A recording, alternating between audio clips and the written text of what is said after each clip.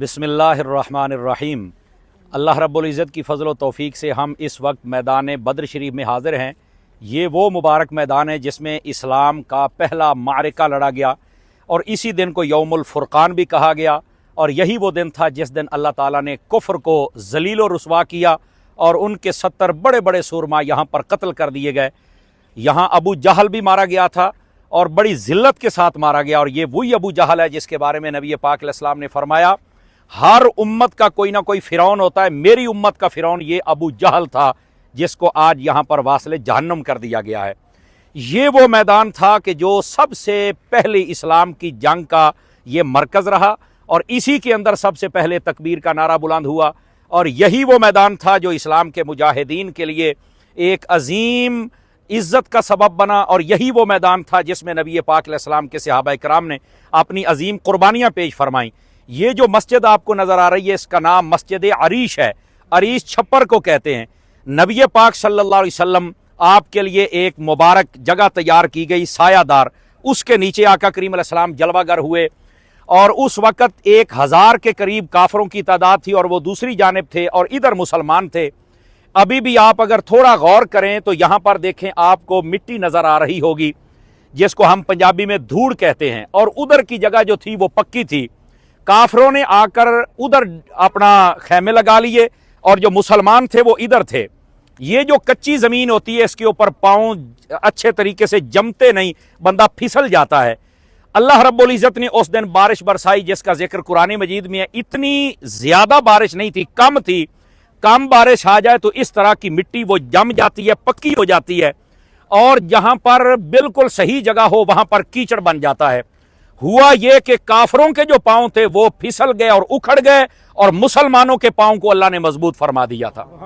और यही वो बारिश थी जिसके साथ फरमाया गया, तुम्हारे ऊपर हमने सकीना को नाजिल कर दिया है। ये जो बारिश होती है इसके साथ बंदे को एक ठंडक महसूस होती है। तो ये दूसरी उनके लिए नवीद थी कि हम अपनी रहमत का मुआमला और फैसला मुसलमानों के साथ फरमाएंगे। जब नबी पाक इस अरीश के नीचे थे तो कहा गया कि पहरा कौन देगा। और ये वो वक्त था जब मुसलमानों के पास बहुत ज्यादा तलवारें, जिस मुर्रिख ने लिखी उसने कहा 8 तलवारें थी इनके पास, और बाज़ों ने कहा कि इनके पास 3 घोड़े थे और ऊंट 70 के करीब थे, बगैर तैयारी के थे। उस वक्त पहरा देना मुश्किल था। जिसने सबसे पहले हाथ उठाया उसका नाम हजरत अबू बकर सिद्दीक था। फरमाया हम यहां पर पहरा देंगे। उस दिन जब मौला अली शेर खुदा से पूछा गया कि सबसे बहादुर इस उम्मत में कौन है तो फरमाया अस्जाउन्ना से अबू बकर, सबसे बहादुर अगर है तो अबू बकर सिद्दीक बहादुर है। कि बड़ा मुश्किल मरहला था, उस वक्त भी अगर जवां मर्दी का इजहार फरमाया तो वो हजरत अबू बकर सिद्दीक ने फरमाया था। यही वो मार्का था जिसके अंदर नबी पाक अलैहिस्सलाम के सहाबा कराम जब आए तो कुफर ने बड़े गरूर के साथ ललकारा कि आज भेजो हमारे मद्दे मुकाबिल कौन है। तो नबी पाक सल्लल्लाहु अलैहि वसल्लम ने सबसे पहले हजरत अमीर हमजा रदी अल्लाह तआला अन्हु आपको भेजा था।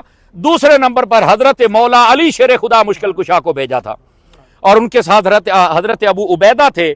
हजरत अमीर हमजा और हजरत मौला अली के सामने जो काफिर आए आपने एक एक वार किया और वासिले जहन्नम फरमा दिया।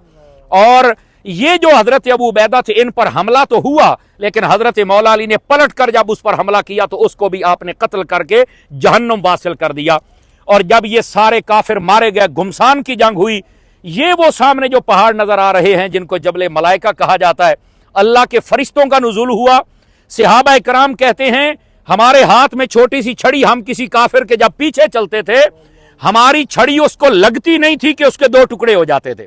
तो हमने जब आका करीम अलैहिस्सलाम को बताया, फरमाया कैसे ना होता, मैंने दुआ की थी, अल्लाह ने फरिश्तों से कहा कि आज तुम भी अपना नूरानी लिबास उतार कर हुजूर के सहाबा के साथ खड़े हो जाओ।